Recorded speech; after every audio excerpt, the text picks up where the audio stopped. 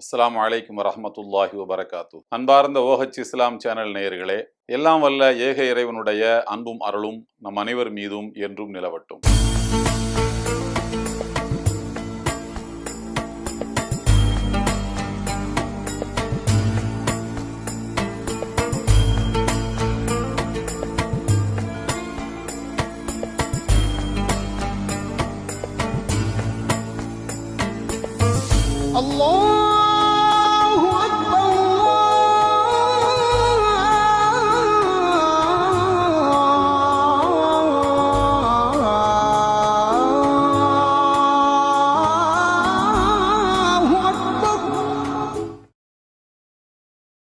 வழிகாட்டும் வான்முறை என்ற சிறப்பான இந்த தொடரில் இன்றும் உங்களை எல்லாம் சந்திப்பதில் மகிழ்ச்சி. அன்பானவர்களே, நபிகள் நாயகம் அவர்களிடத்தில் ஒரு நாள் யூதர்கள் சிலர் கூட்டமாக வந்தார்கள். மதீனாவில் புறநகர் பகுதிகளில் யூதர்கள் தான் வசித்து வந்தார்கள்.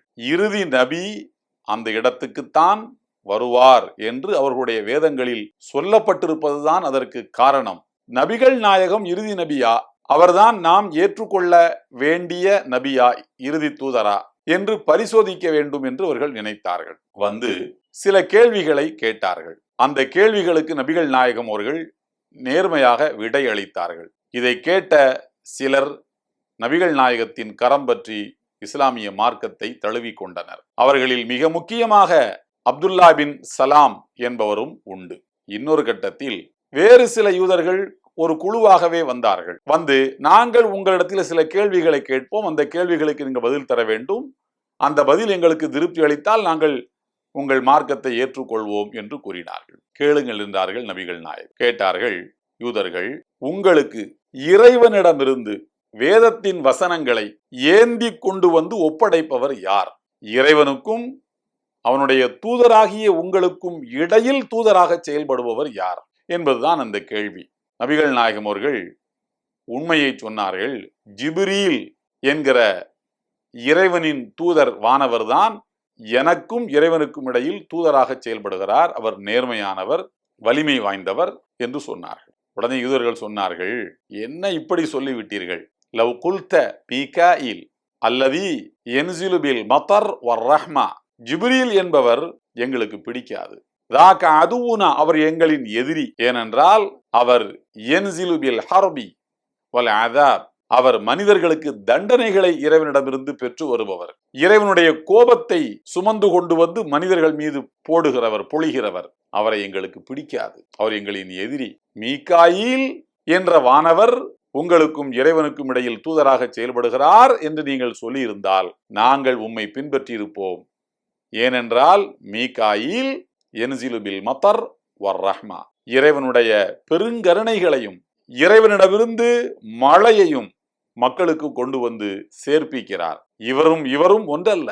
மீகாயிலை எங்களுக்கு பிடிக்கும், அவர் மழையை கொண்டு வருகிறார், இறைவனின் அருளை கொண்டு வருகிறார். ஜிப்ரீலை எங்களுக்கு பிடிக்காது, இவர் இறைவனிடமிருந்து தண்டனையை பெற்று வருகிறார், கோபத்தை பெற்று வருகிறார், போர் போன்ற மனித சமுதாயத்துக்கு தீங்கிழைக்கக்கூடியவரை பெற்று வருகிறார் என்று சொன்னார். ஆனால் உண்மை அதுவல்ல. உண்மை என்னவென்றால், இறைவனுடைய தூதர்களாக செயல்படுகின்ற வானவர்கள் இறைவன் எதை கொடுத்து அனுப்புகிறானோ அதைத்தான் கொண்டு வருவார்கள். தூதர்களுக்கு முடிவெடுக்கும் அதிகாரம் இல்லை. தூதர்கள் தலைவன் எஜமான் என்ன சொல்லுகிறானோ அதை அச்சு பிசகாமல் கொண்டு வந்து உரிய இடத்தில் சேர்ப்பிப்பது மட்டும்தான் அவர்களின் வேலை.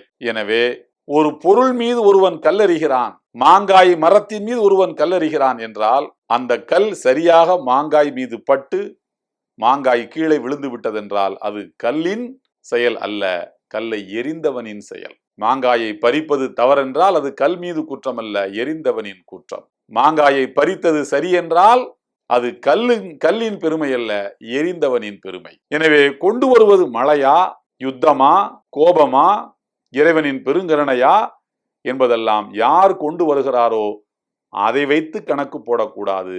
யார் கொடுத்து அனுப்புகிறான், யாரிடம் வந்து சேர்கிறது, அதற்கு என்ன காரணம் என்பதைத்தான் பார்க்க வேண்டும். ஆனால் யூதர்கள் இதை ஒரு காரணமாக சொல்லி நாங்கள் உங்கள் மார்க்கத்தை ஏற்க முடியாது என்று சொல்லிவிட்டார்கள். அப்போதுதான் எல்லாம் வல்ல இறைவன் 2வது அத்தியாயத்தினுடைய 97வது வசனத்தை இறக்கி அருளுகிறான். கூறுகிறான், பாருங்கள், மன்கான குல் மன்கான அதுவல்லி ஜிப்ரீல் ஃபஇன்னஹு நஸ்ஸலஹு அலா கல்பிக பீதினில்லாஹ். யாரேனும் ஒருவன் ஜிப்ரீல் எனக்கு பிடிக்காது என்று சொன்னால் அப்படிப்பட்ட மனிதனை இறைவனுக்கும் பிடிக்காது. ஜிப்ரீல் எனக்கு எதிரி என்று ஒருவன் சொன்னால் அவன் இறைவனும் எனக்கு எதிரி என்று சொல்வதாகவே பொருள்.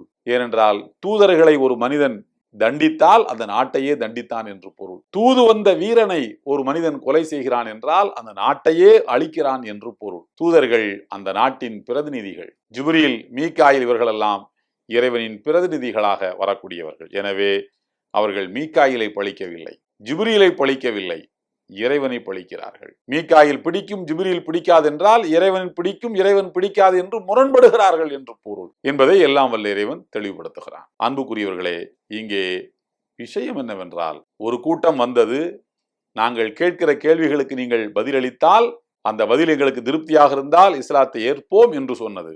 வந்தவர்கள் இஸ்லாத்தை ஏற்க வேண்டும், அது சரியான மார்க்கமாக இருந்தால் என்கிற விசாலமான எண்ணத்தோடும் தெளிந்த இதயத்தோடும் களங்கமற்ற உள்ளத்தோடும் வந்தார்கள். இறைவன் அவர்களுக்கு நேர்வழி காட்டினான், இஸ்லாத்தை ஏற்றுக்கொண்டார்கள். அப்துல்லாஹ் இப்னு சலாம் போன்றவர்கள். ஆனால் இவர்களோ ஏற்றுக்கொள்ள வேண்டும் என்பது அவர்களுடைய நோக்கம் அல்ல.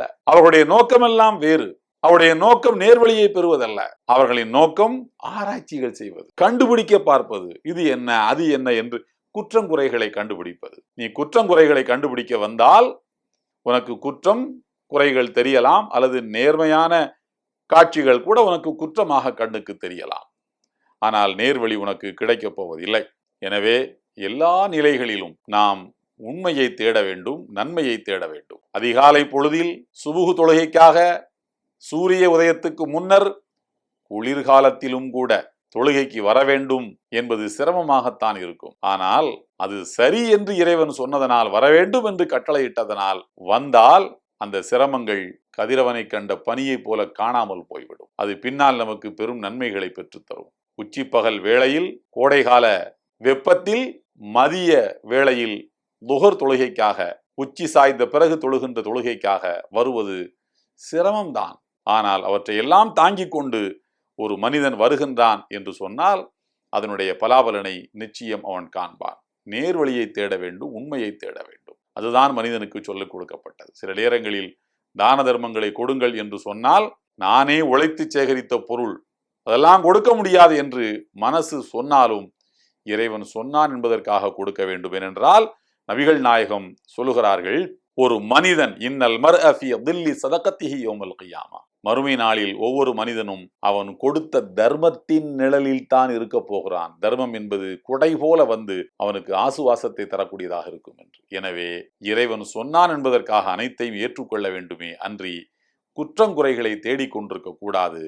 எல்லா நெருக்கடிகளிலும் நேர்வழிகளை தேடுங்கள், நெருக்கடிகளிலே குற்றங்குறைகளை கண்டுபிடிக்க பார்க்காதீர்கள் என்கின்ற வாழ்க்கை பாடத்தை நாம் பெற்றுக்கொள்ள வேண்டும். எல்லாம் வல்ல ஏக இறைவனின் அன்பும் அருளும் நம் அனைவர் மீதும் என்றும் நிலவட்டும்.